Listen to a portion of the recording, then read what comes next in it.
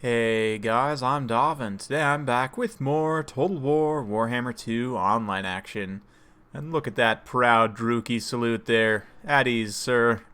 I realized it's actually been quite a while since I've posted a Dark Elf game, so with the new patch out and being able to play some battles on ladder with you all, I decided let's go ahead and give it a shot, and we're up against the Vampire Coast, Pirates of Sartosa more specifically. So, should be an interesting battle, hence the mass everything here. So let's go ahead and take a look. This is basically just a low tier Dark Elf stack, like something you might take early on in the campaign. We've got 3 Reaper Bolt Throwers with 3 Dark Riders with shields protecting. Front line of 4 Dread Spears with 4 Bleak Swords. Here, hidden in the woods, we've got 3 units of Dark Shards with shields. And over hidden in the woods, the one single elite choice here, we've got Malekith on the cold one. In terms of his spell loadout, he's rocking both items, well, 2 out of 3 items, Supreme Spell Shield and Circlet of Iron, as well as Power of Darkness and Soul Stealer for the 2 spells. We've also got Stand Your Ground and Gaze of Malice, the new, more expensive Gaze of Malice with less charges, probably a decent change. But yeah, that's it for my build. For the Vampire Coast we're up against, we've got some scurvy dogs here in the woods. Any of you guys who saw my battle against Tokshin, which unfortunately I did not get to cast before the early access period ended, will know that these guys are terrifying for me. We've also got the Night Terrors here, the Regiment of Renowned Morn Ghouls. The main force here is going to be a whole bunch of deckhands and deck gunners. So we've got polearms, deckhand mobs with polearms. And we've got several units here. Looks like 5, maybe 6? Yep, 6 units of deck gunners, including the Regiment of Renown Shade Wraith gunners. So yeah, definitely looking for some long-range firepower here. And then hidden in the woods over on this side, we've got one more unit of spooky doges running through the woods very merrily. Looking for something to chew on, no doubt. But yeah, there's going to be a little bit of initial positioning here. This is one of the MP maps. It's quite large. And you can see there's a lot of different terrain features. We've got woods, you know, all the way around just about. And so there's going to be a lot of kind of maneuvering here. These Night Terrors are going to try and maneuver up and through the woods. Although with their stock, they could honestly probably come decently close without getting spotted here. Of course, Malekith in the woods, so my opponent has not spotted him yet. The Hounds, you know, not far enough forward to be within spotting range, thankfully. So yeah, you can see both of us trying to decide where exactly we want to take this engagement. So we're going to fast forward a little bit through this early game here. Essentially, I decide I'm going to go ahead and just push my bolt throwers forward and kind of let my opponent decide where he wants to come forward and attack. The bolt throwers obviously do outrange, 350 range compared to the deck gunners 245, so they do outrange them by about 100 meters or so. So we should be able to get solidly in range and get some good fire. We are going to be using the scatter shot here. It's very good against low armor infantry in particular.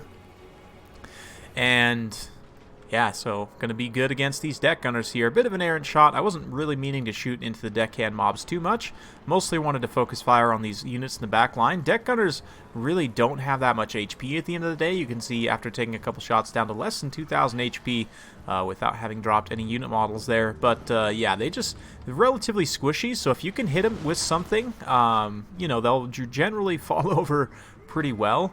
So yeah, pretty decent here. You can see the gunners starting to form up, and we're going to kind of take the majority of the melee engagement over on this side of this little water feature here. Meanwhile, Malekith did come forward and discover the evil doges here, so he is currently doing combat with them. I'm perfectly happy to let him sit here and take them out for the time being.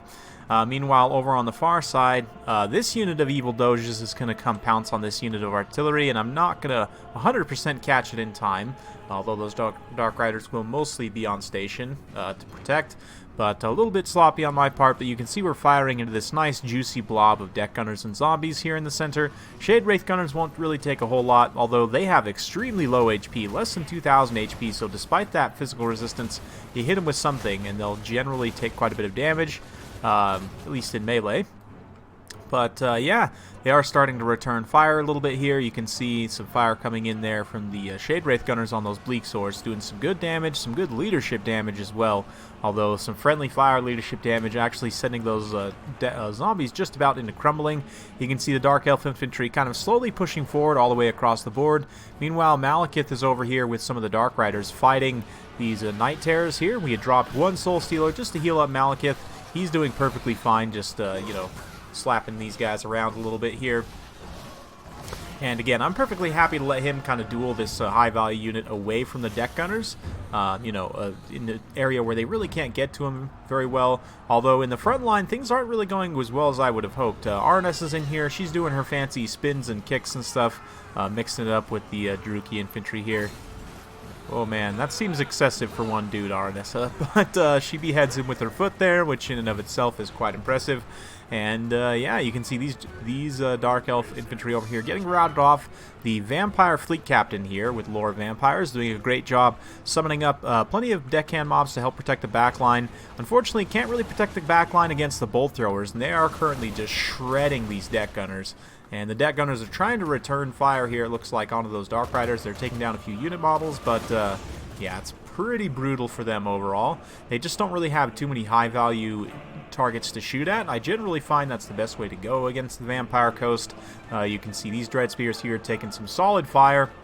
Probably going to get routed off there by Arnessa and the zombies, but this unit of Hounds gets through to the back line and just gets promptly shredded by Dark Shard fire, just about completely taken out within one volley there. Just as a quick reminder of how insanely powerful Dark Shards are when you get within the right context. They're going to start to push forward here and see if we can't shoot at some high-value targets. You can see Arnessa, she's going to try and get out of the arc of fire here because we're going to start to focus fire on her as much as we can. I mean, obviously, the armor piercing doesn't really matter too much. It's more so the volume of fire that I'm looking for here. Arnessa on foot really doesn't have all that much armor, but she's going to get into the back of the Bleak Swords there. Those deck gunners returning fire, but we should be able to get into the back line here. Unfortunately, the Dark Rider is being zoned out quite nicely by the Hounds and the zombies on this side, so I decided to bring him up and around on this side. Meanwhile, Malekith left those Night Terrors there just to crumble away. He himself is going to push up and around the woods and try and get in this back line here, but you can see the counterfire here is pretty real, and with that shield breaker attribute, the missile block chance of these Dark Shards goes down. You can see these guys have their shielded attribute reduced to 31% because of that shield breaker trait. Not to mention we've got zombie summons coming in here as well, and the Arnessa and the Fleet Captain, that's it, are also pushing forward here. A little bit of a dangerous situation. The Fleet Captain did take a couple volleys to the face that I didn't catch, and she's pretty low on HP. A nice upgraded invocation, though, healing her up, keeping these zombies from degenerating too much. But you can see Malekith starting to get into the cookie jar here, and one of the Bolt Throwers, the one on the far side of the water feature there, there's really nothing that's fast enough at this point with the loss of the Hounds for the Vampire Coast to be able to go over there and get at it. So it's going to be able to finish off its ammunition here. That in and of itself has been pretty devastating. These deck gunners firing point blank at the advancing shields of the Druchii, but yeah, man, those big shields definitely count for something in this particular matchup. Ooh, a little bit of friendly fire there as well, but Malekith continuing to push through, and at this point we've just about got the Dark Riders up and around as well. Going to be pushing them around, trying to finish off the last of these deck gunners, and with the deck gunners getting shut down, a significant portion of this army's, this Vampire Coast army's stopping power is going to go down. That being said, we do have some guys getting tied down in the back line, which is not great. You know, anytime your Dark Shards are losing to a summoned unit of zombies, that's not great, definitely. Nice use of the taunt there. Malekith's going to get hit by the Spearfisher's net from Arnessa there to hold him in place, but unfortunately it's probably too little too late. You can see I still have some other mobile units here in the back line able to compromise, shut down this other unit of deck gunners, and that Spearfisher's net doesn't really last all that long. So we're still going to be able to just charge in on the Shade Wraith Gunners here, and remember what I was saying about these guys having super low HP. Despite them being ethereal, they're going to take a ton of damage here. And yeah, just start to get absolutely massacred. due to their just abysmally poor combat stats and low HP, despite the fact that those hits aren't doing very much damage each. They just don't have really the HP to sustain there. Meanwhile, the Haunters somehow, the Night Terrors here, they somehow survived and managed to get into combat, which is great. They're going to be regenerating and enraging probably as well. But at this point, the Vampiress in the back, able to chase off some of those Dark Shards, but the leadership of the Vampire Coast Army getting pretty critical at this point. We still have the one Bolt Thrower just finished off its ammo, actually, but Malekith's still completely healthy here. A beautiful Gaze of Malice just ripping through those zombies in the side there. And with plenty of Druchii infantry left, these Night Terrors are not long for this world, and once they're gone, RNS is going to be pretty exposed. I'm also just going to try and isolate this fleet captain over here. All that's really protecting her at this point is the summoned unit of zombies, so we're going to get Malekith and go ahead and run over there and see if we can't finish her off.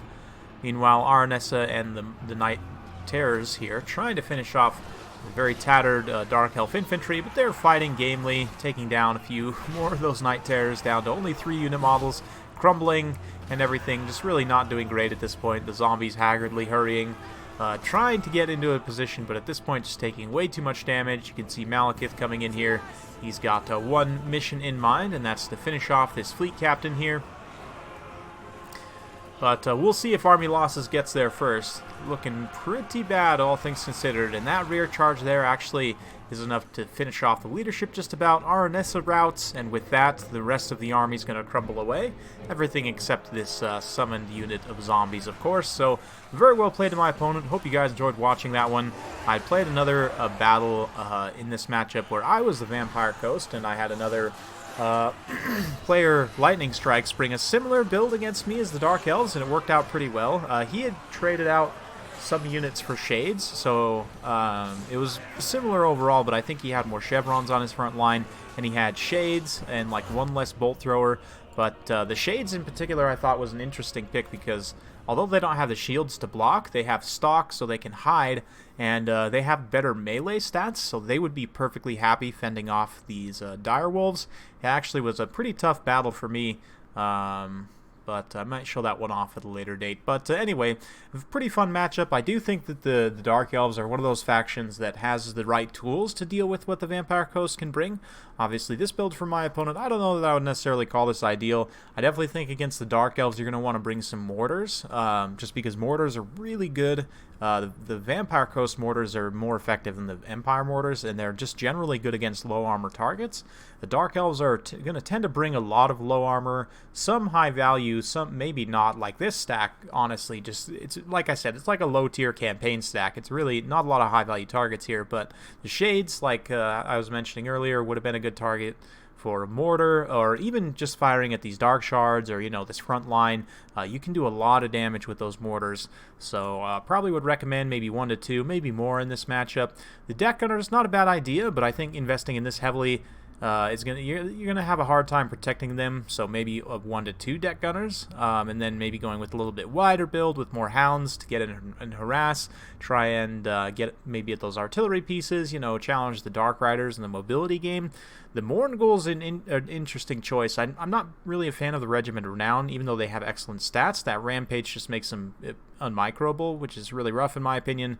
But I think the Mournguls in general are pretty decent in this matchup. You can expect in a lot of matchups that people are going to go with kind of a mass infantry you know, stack against you with maybe some missile units, and the Mournguls, of course, with their missile resistance, can get in there and with their anti-infantry just tear up a whole bunch of infantry. So I kind of get that particular pick.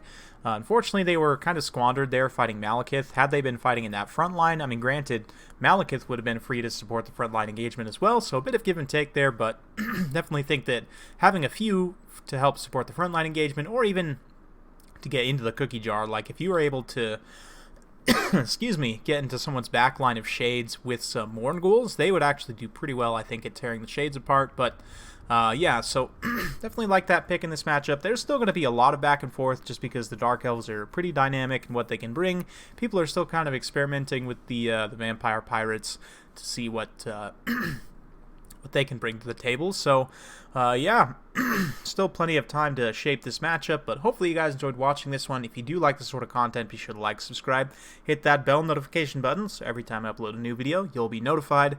Thanks again for watching. We'll see you next time.